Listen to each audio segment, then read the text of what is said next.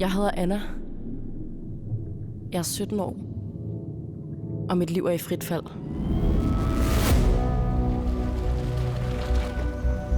Hej Emma. Hej Christian.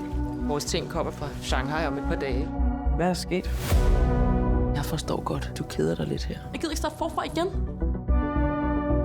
Det er dig, der er flyttet tilbage fra Kina. Ja. Jeg fylder 20 morgen. Hej.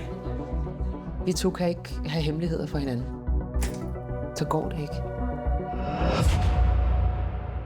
Lyver du for mig igen? Har hun overhovedet sagt til dig, hvorfor de er her? Du æder med dum, hvis du tror, at han virkelig... Er jeg dum?